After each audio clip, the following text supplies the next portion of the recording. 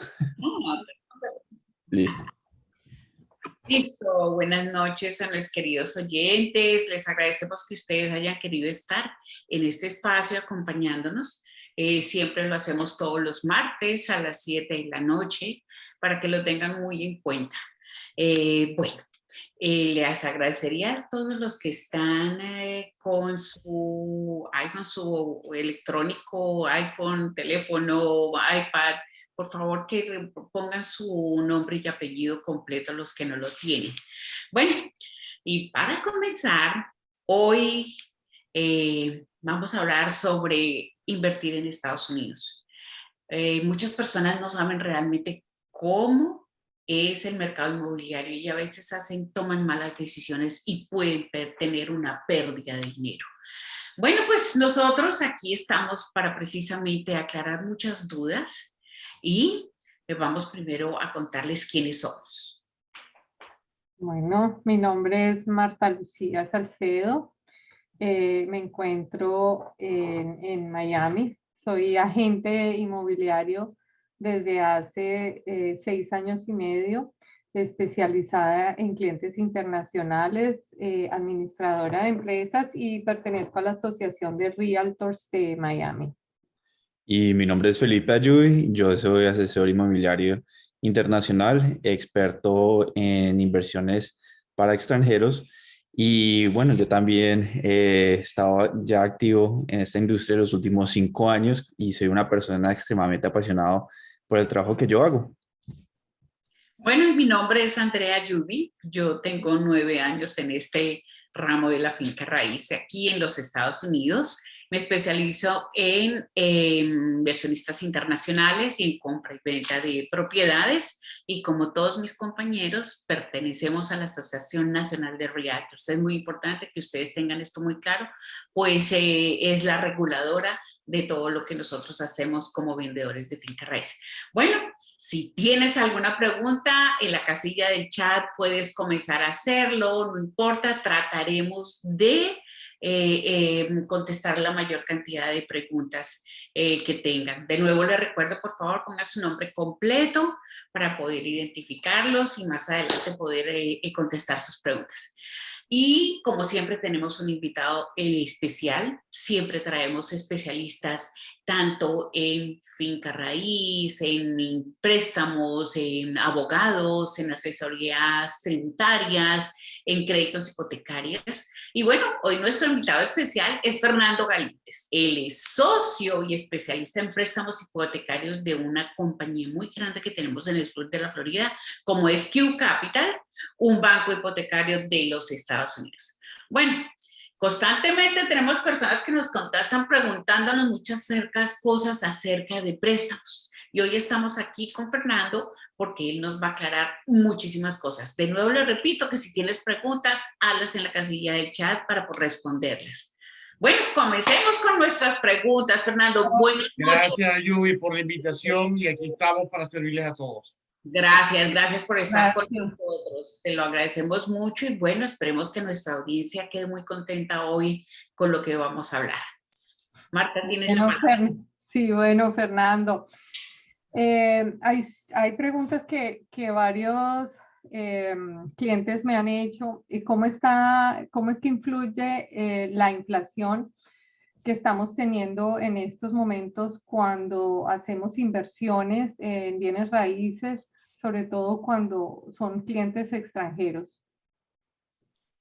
Ok, Marta, y gracias por la pregunta. Lo primero que un inversionista extranjero tiene que hacer es protegerse porque él ya de por sí está expuesto a evaluaciones, a riesgos políticos, a riesgos económicos, que su moneda, lo que tiene en el banco en su país de origen, se puede deteriorar frente a la moneda americana.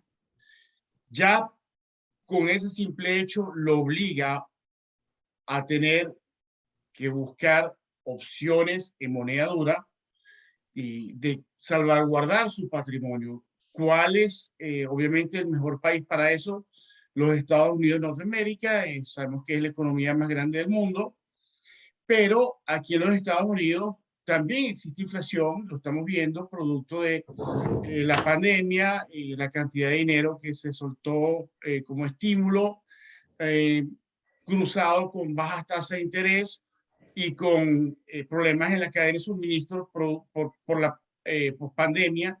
Entonces, meter el dinero en una cuenta corriente tampoco es la mejor opción, porque si tiene una inflación de un 7,5% y mete $100,000, en términos reales, al terminar el año, va a tener menos de $93,000. Entonces, la gran pregunta, ¿qué hago con mi dinero? Y yo siempre he querido una diversificación. Sí, cómo no, puedes tener 20% de tu patrimonio, no debes jugar con más de eso en acciones de la bolsa, etcétera, pero el 80% tiene que estar en cosas sólidas. ¿Y cuáles son esas cosas sólidas? Básicamente se resumen a bienes raíces, a ladrillos y sobre todo en momentos de incertidumbre que tú compres un inmueble, tomes ventaja de un banco hipotecario con tasas que están en el rango de los 4, que son tasas reales negativas, y construyas riqueza con el dinero de otro. De paso, estás mitigando riesgos porque estás poniendo 30% o 25% de cuota inicial. Quien está poniendo la diferencia es el banco hipotecario. Entonces, definitivamente, en estos momentos, la mejor jugada que el profesor puede hacer es invierte en bienes raíces y hágalo con financiamiento hipotecario.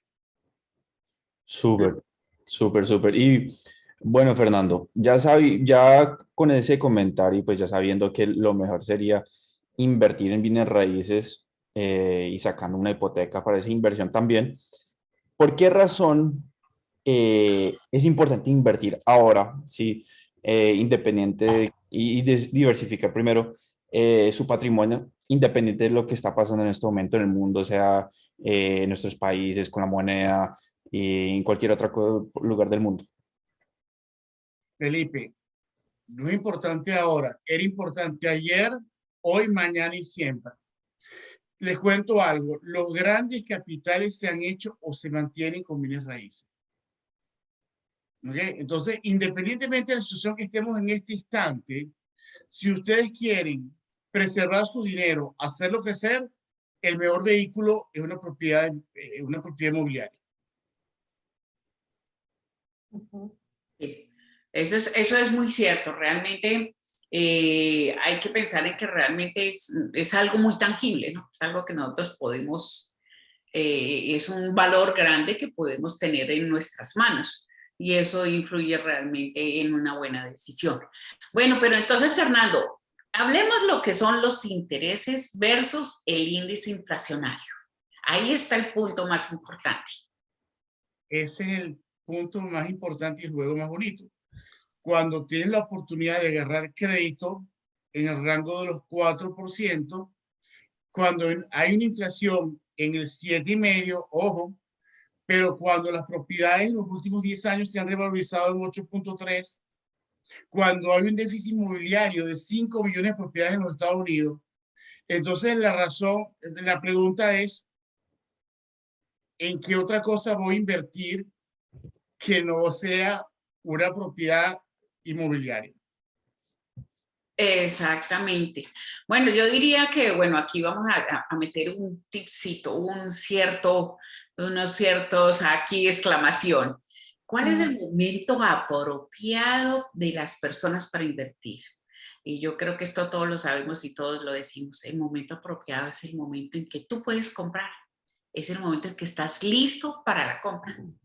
Mira, cuando yo viví en Venezuela hace ya casi 20 años, teníamos un dicho que no hay dólar caro. ¿Ok? No hay dólar caro. Igualito va con esto. No hay propiedad cara. Esto no es un juego que tú lo vas a comprar hoy para venderla mañana. Las inversiones inmobiliarias son a mediano y largo plazo. Es planificación de retiro. Y así hay que verlo. Realmente es la verdad. Claro que sí, indudablemente. Fernando, mira, en estos momentos hay personas que se están preguntando qué hacer, es mejor esperar, porque siempre en momentos de crisis les entra, sobre todo a los inversionistas o a los inversionistas un poco nuevos, a algo de temor, porque dicen, de pronto con lo que está pasando a nivel mundial, la propiedad raíz va a bajar, entonces pues nos gustaría que le explicaras un poquito a nuestra audiencia la diferencia de lo que está sucediendo ahora con lo que sucedió en el año 2008. Ok, ok. Primero, entiendo que estamos viviendo situaciones de incertidumbre, pero crisis es igual a oportunidades. Sin embargo, aquí en los Estados Unidos no hay una crisis. ¿Ok? La inflación que estamos viviendo es parte por el excedente de dinero que hay en la calle. Punto uno. Yo siempre he dicho que el mejor momento de entrar es, como lo dijeron, es cuando tú puedas. Siempre hemos notado que en momentos de incertidumbre es cuando las mejores oportunidades se han presentado.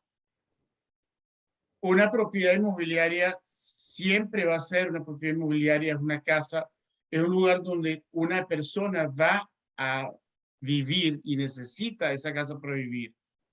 Entonces no es un producto especulativo, porque es una necesidad de todo ser humano de tener un techo sobre su cabeza. Tiene dos opciones: o lo alquilas y le pagas la hipoteca, el préstamo a otro que se está enriqueciendo, ¿ok? O lo compras tú, bien sea para vivirlo o como inversión para que otro, llámese un inquilino, te lo pague, ¿ok? Ahora, 2008. 2008 no fue una crisis inmobiliaria, fue una crisis financiera, donde le estaban prestando a las personas 108% del valor de la propiedad sin verificar ingresos, sin que esa persona tuviese dinero, ¿ok? Y obviamente esos préstamos que hacían los empaquetaban, los vendían en el mercado secundario, pero eso fue una bruja que obviamente reventó, y como las personas no tenían ningún tipo de dolencia porque le habían prestado el 107%, la dejaron perder. Y eso fue lo que generó la crisis. Hoy en día, les acabo de mencionar de que tienen que poner un 25-30% de cuota inicial. Vemos que hoy en día las personas, por la revalorización que tienen los inmuebles, tienen patrimonio. Entonces, no están dadas las condiciones para que ocurra una debacle como la que existió, porque las personas tienen patrimonio, o sea, la casa vale más de lo que deben. Entonces, a la hora de que no pueden pagar, simplemente la venden y realizan ganancias. Entonces, estamos viendo, es otra cosa, o sea, los préstamos hoy en día son analizados, regulados, y a eso súmenle de que tenemos un déficit inmobiliario. Hay más compradores que casas en el mercado. Los constructores no logran ir a la par de la demanda. Entonces, si analizamos todas estas variables, entenderemos de que pueda que las propiedades no crezcan un 23% como creció en el último año. Y tampoco es normal que eso ocurra. Pero sí un 8.3% como ha venido creciendo en los últimos 10 años. Y sigue siendo sumamente atractivo. Sí, definitivamente.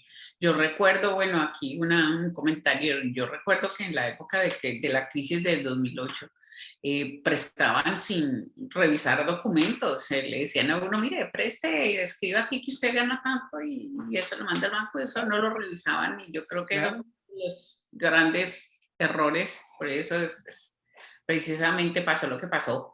Ahorita la solidez que tenemos, pues yo creo que es muy buena aquí en los Estados Unidos, y vale la pena invertir, y más que los intereses están bastante buenos para el inversor. Pero bueno, hablemos de algo que es muy importante, y es cómo es de fácil para un inversionista obtener un préstamo?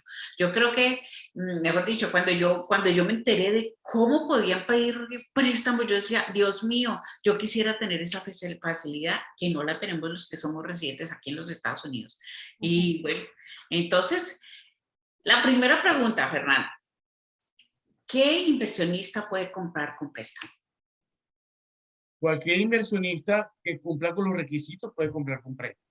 ¿Y cuáles son esos requisitos? Bueno, primero una carta de ingreso emitida por un contador público de su país de origen, donde nos explique a qué se dedica ese señor, qué hace su empresa, cuánto tiempo tiene constituida, cuántos empleados tiene, cuáles han sido sus ingresos promedio mensuales en lo que va de año, cuánto es su ingreso promedio en este año, cuánto hizo el año pasado, el antepasado, en fin, que nos cuente un poco sobre la actividad de esa persona y cómo se gana su dinero.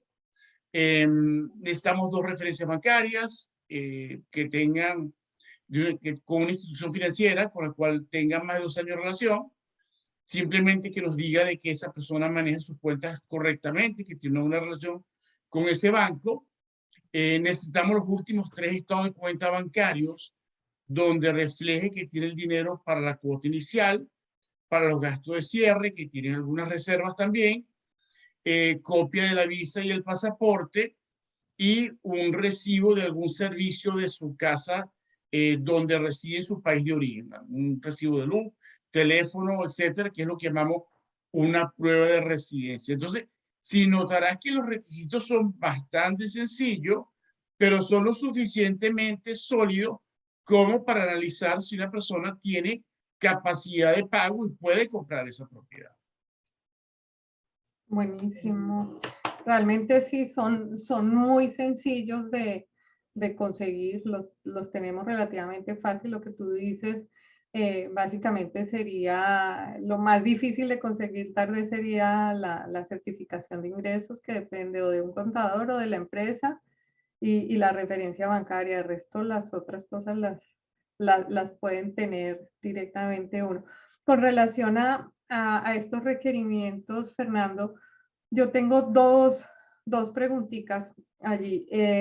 Una es, ¿qué pasa con las personas que de pronto se les puede vencer la visa de turista o sea, en este periodo en que está en el proceso de la compra? Te lo digo porque sé que por lo menos en Colombia, y me imagino que en las otras embajadas se están demorando un poco en dar las citas para, para la solicitud de visas, para la renovación de las visas de turista. ¿Cómo podría hacer eso? Y la otra preguntita es, ¿cuánto tiempo tarda la preaprobación del préstamo? Y una vez aprobado, ¿con cuántos días de anticipación tenemos que estar aprobados para el cierre? Ok. Fíjense una cosa.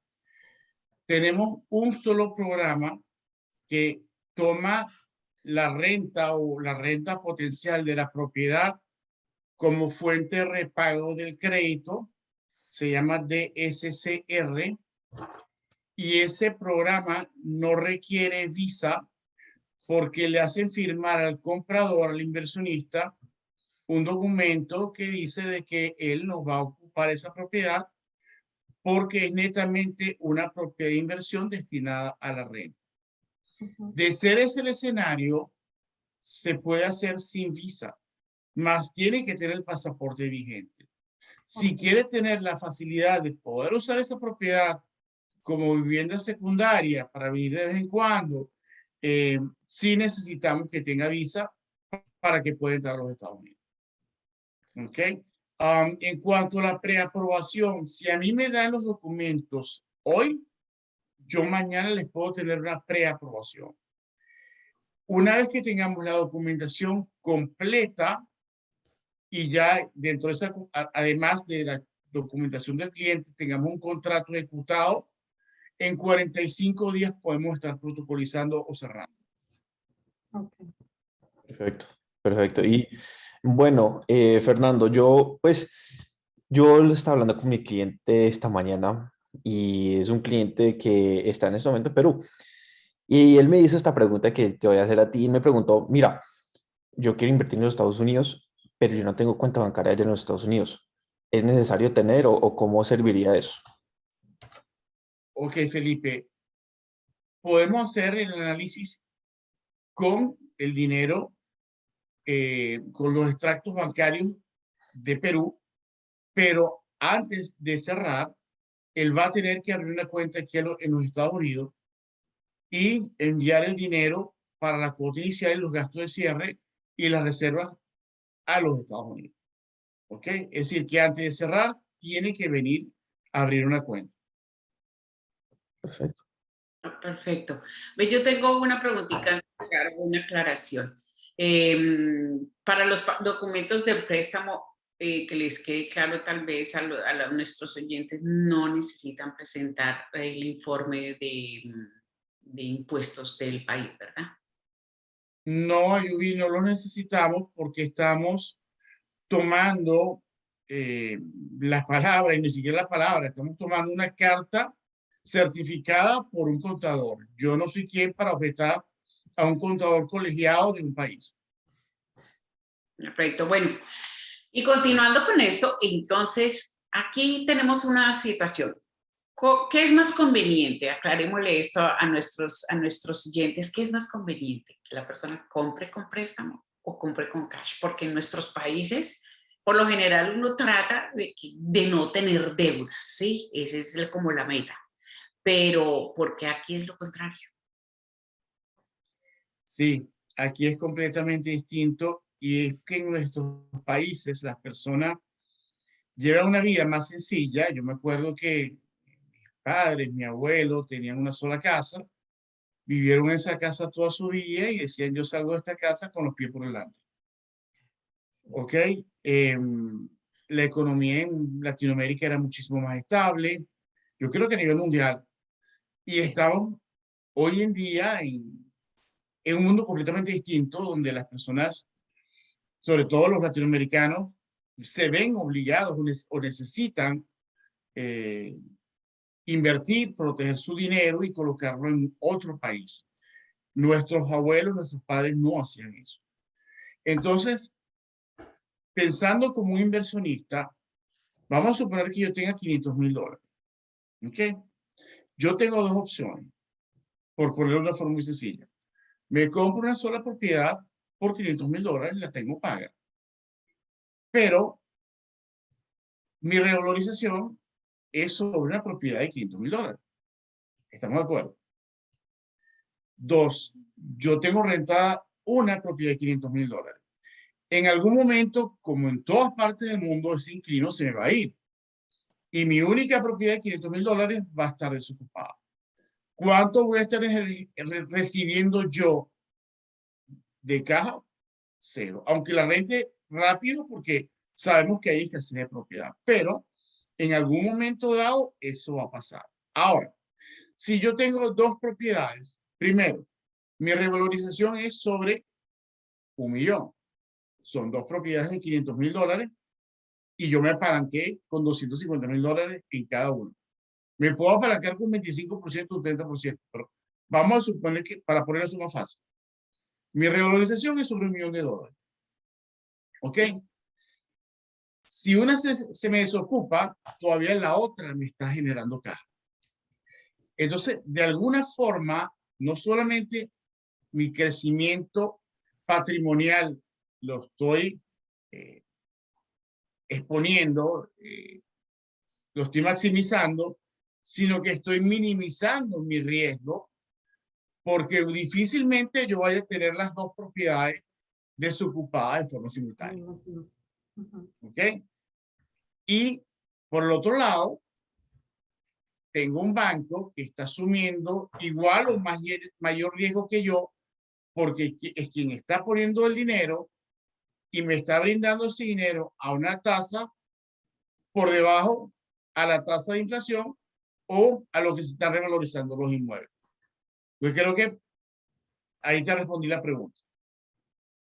Perfecto, sí, quedamos sin decir nada más. Fernando, yo te quiero hacer una pregunta y eso es algo que a veces nosotros como agentes inmobiliarios y de pronto también para un cliente nuestro poder hacer como los cálculos, como uno dice en servilleta, estamos ahí hablando con el cliente está pensando, le estamos presentando un proyecto. Pero a veces dice el cliente, es que yo no sé con mis ingresos, cuánto realmente me puedan prestar. Entonces, no sé si tú nos puedes dar como para poder hacer ese cálculo en servilleta, digámoslo así, coloquialmente, cuánto sería el ingreso que tiene que tener una persona para que le den por lo menos, no sé, para ponerlo así, que sea fácil de calcular, $100,000 o $200,000 de préstamo. Se los voy a poner Más o más menos. fácil. Tanto a ti como a todos los oyentes les puedo hacer llegar dos cosas. Una herramienta buenísima que es una calculadora hipotecaria de Q Capital. Y segundo es un app personal mío que le va a permitir hacer todas las simulaciones que ustedes quieran hacer. Entonces, cuando ustedes estén con un cliente o ese cliente quiera saber, mira, me gustó esta propiedad, déjame ver cuánto me salen los pagos mensuales, y ahí él podrá ver si lo puede pagar y quiere llegar hasta ahí o quiere algo por menos o por más, podrá sacar esos cálculos. Ahora, hay dos reglas de oro.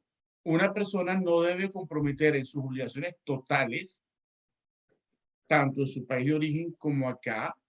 Y cuando me refiero a obligaciones totales, si tiene una hipoteca en los Estados, por ejemplo, en Colombia, si debe carros en Colombia, más la propiedad que quiere comprar acá, con todos los gastos que puede involucrar, más de la mitad de su ingreso mensual. ¿Ok? Eso es una regla de oro. Y yo personalmente considero que una persona no debe comprometer con la propiedad que compre acá más del 30% de su ingreso mensual. Perfecto. Perfecto. Felipe. Bueno, es que, perdón. Bueno, ¿con cuánto tiempo de anticipación debe tener una persona el dinero aquí en los Estados Unidos? Yo sé que tú dijiste que antes del cierre, sí, pero aproximadamente con cuánto tiempo antes del cierre debería tener esa persona el dinero acá. 15 días, Felipe. No quisiera decirte menos plazo porque me gusta hacer las cosas con cierta programación. Si empezamos un proceso que son 45 días, yo le digo a la gente, mira, tan pronto puedas transferir el dinero, hazlo. De paso, bajo las condiciones que estamos viendo en Latinoamérica, yo le digo a las personas, miren, lo que ustedes puedan tener de excedente, ténganlo en moneda dura, en los Estados Unidos, por ejemplo. ¿Okay? De esa forma, están tranquilos, no corren el riesgo de una devaluación. Hemos visto países que de un día para otro les montan un control de cambio, en fin, N cantidad de cosas que los pueden afectar. Ok, súper, súper. Y es mejor todo con tiempo porque comienza uno de pronto en un contrato donde no se permite hacer extensiones, es gravísimo no tener todo. Una cosa que hay que tener en cuenta es que los vendedores, cuando ellos ponen un plazo, uno no se puede pasar de ese plazo. Si ellos dicen el 15, por ejemplo, los constructores, Lennar, cual sea, si ellos dicen el 15, no es el 16 o el 17, es el 15. Entonces hay que siempre tener eso en cuenta, que esos plazos no son implazables. No son No. implazables. Son implazables. Eh, Bueno, entonces, bueno, continuemos con... Ok. Fernando, yo quería preguntarte, hacerte una pregunta que me hizo un cliente la semana pasada con relación, ya está aprobado con ustedes, pero me dice, bueno, ¿y cuánto tiempo tengo que dejar ese dinero, esas reservas que me exigen? Tengo que tenerlas hasta el día del cierre, puedo disponer ellas después del cierre. ¿Qué pasa con ese dinero de reservas que debo tener? Porque debo tener el dinero para el down payment, para la cuota inicial, los gastos de cierre y las reservas para poder pagar en caso de que la propiedad no se rente. Ok, Marta, mira. Te voy a decir el ser y el deber ser. Ajá. Ok. Tú, una vez que cierras, nadie controla que tú te lleves el dinero a tu país de nuevo y hagas con él lo que tú quieras. Ahora, ¿qué pasa? Y pasó con la pandemia. De un día para otro, tuvimos una pandemia, se trancaron inclusive las transferencias. Y tienes una obligación aquí en los Estados Unidos. Deja tu dinero aquí en tu cuenta corriente en los Estados Unidos, en la medida de tus posibilidades, porque si no alquilaste la propiedad o algo sucede, justamente eso está ahí para tú poder responder y afrontar una obligación que tú tienes. Perfecto. Y también tienen que ser esos 45 días antes o 15 días antes del cierre. Lo ideal es que las transferencias a los Estados Unidos las hagan por lo menos 15 días antes de cerrar. Okay. No te vimos, Felipe. Y no, solamente quería preguntar, ya después de cerrar esa transacción, esas reservas que están ahí, ¿tienen que permanecer ahí? O digamos, si ya en caso de uno quiere usar esa reserva para, o sea, comprar los muebles o lo que sea, eso se puede hacer también. No, Felipe, es lo que les estaba diciendo. Lo puedes hacer después que tú cierras, tú puedes disponer de ese dinero es tuyo, pero siempre tengan en cuenta de que están asumiendo una obligación. Siempre hagan las cosas con prudencia en el sentido de que si necesitan pagar, vamos a suponer, no se alquiló la propiedad este mes, sino el mes siguiente tengan con qué hacerlo. Ok, súper, súper. Y bueno, ¿qué tipo de financiación hay en este momento disponible? O sea, ¿hay un límite en que se puede invertir, sea un condotel, un lote o, digamos, financiación puede ser para cualquier tipo de propiedad? Me gustó tu pregunta, Felipe. Mira, no financiamos lotes para extranjeros, financiamos, vamos con lo residencial, casas, apartamentos, condoteles, vamos a lo comercial, bodegas, multifamiliares y oficinas. ¿Ok? Alguien me preguntó que si financiamos una finca, yo dije no. Una finca es, soy yo de un ingeniero agrónomo y entonces tienes que ver cuántas vacas hay en la finca porque son activos semovientes y entonces para eso tienes que saber lo que estás haciendo y esas vacas meterlas en la ecuación. No, eso no lo hacemos. ¿Ok? Pero todo lo que te mencioné, quieres comprar un edificio de apartamento, te lo financiamos, quieres comprar un apartamento, te lo financiamos, una casa, un almacén, todo eso es válido y se puede. Súper, súper, súper. Ok.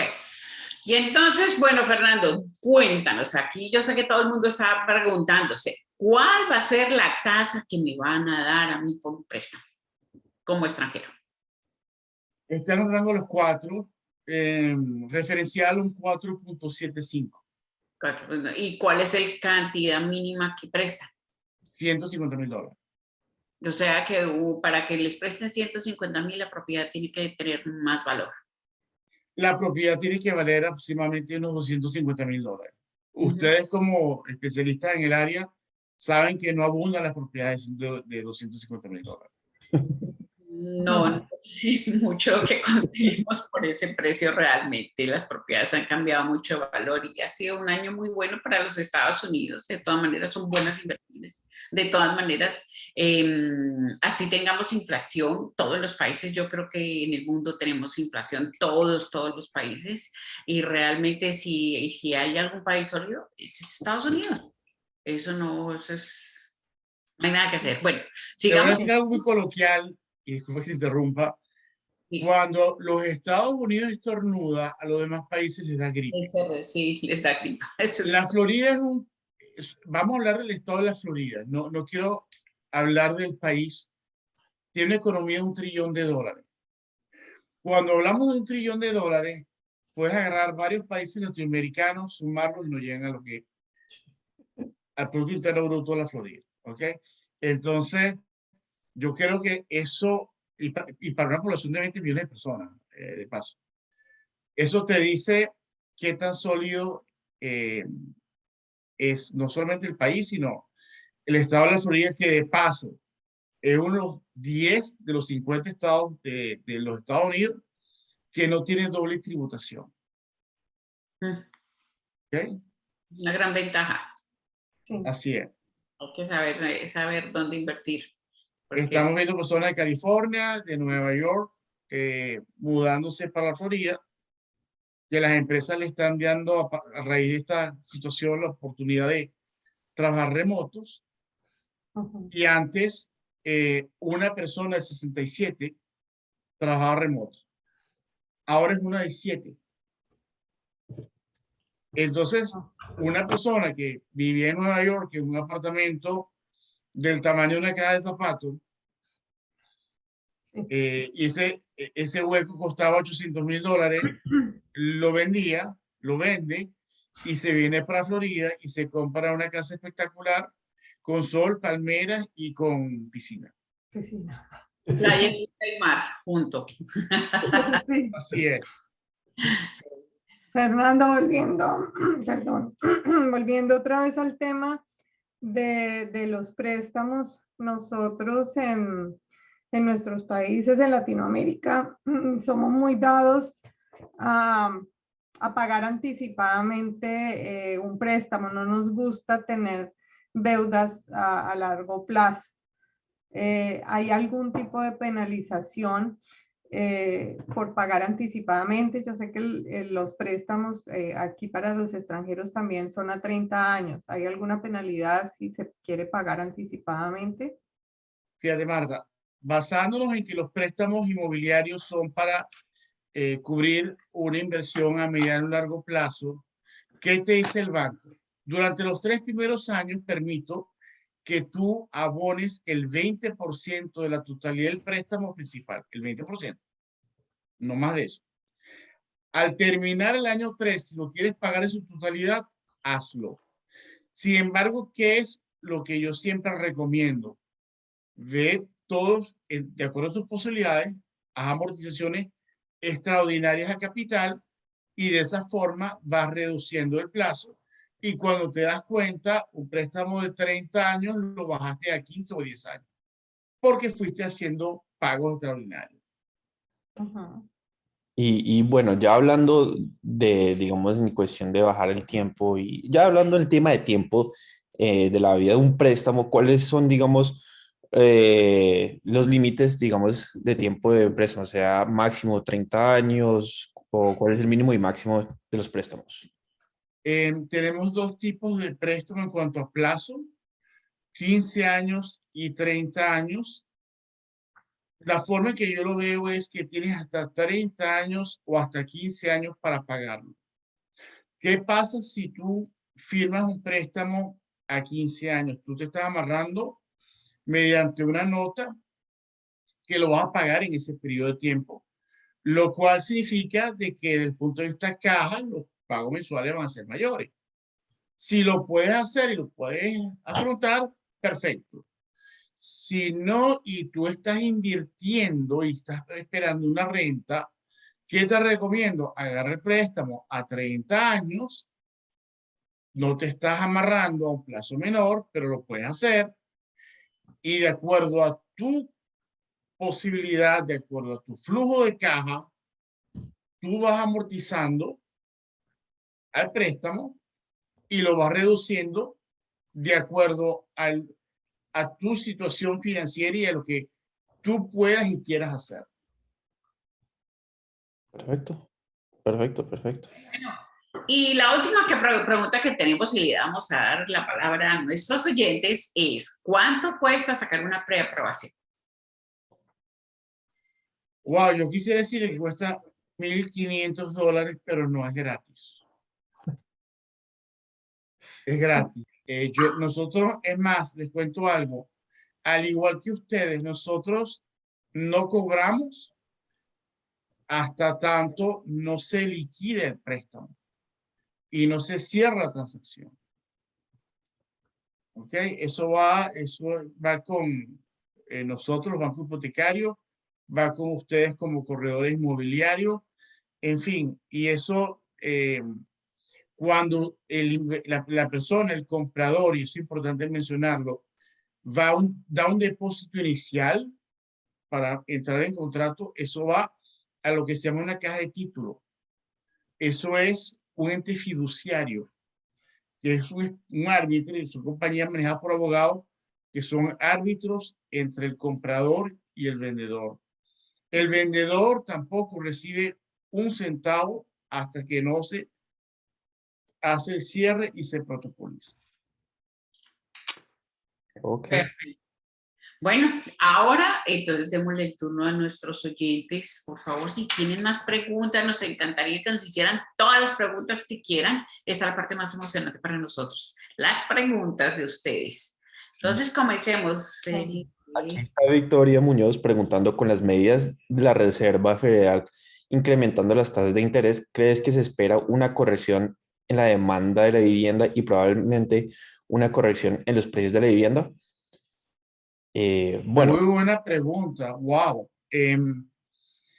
Si el FED va a intervenir con la situación que estamos viendo en Rusia-Ucrania, no sabe cómo va a intervenir. Hace unas semanas se estaba diciendo de que iba a ser, y lo anunció el presidente del FED, un cuarto de punto.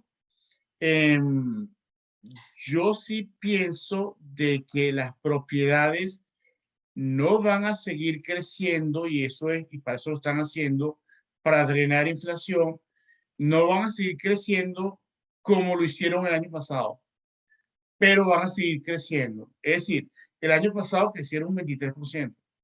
Tampoco es sano. ¿Ok? Va a ser un crecimiento menor, mucho más razonable, pero va a seguir existiendo porque sigue el déficit inmobiliario, no se va con una alza de las tasas por parte del FED. O sea, el déficit inmobiliario sigue ahí.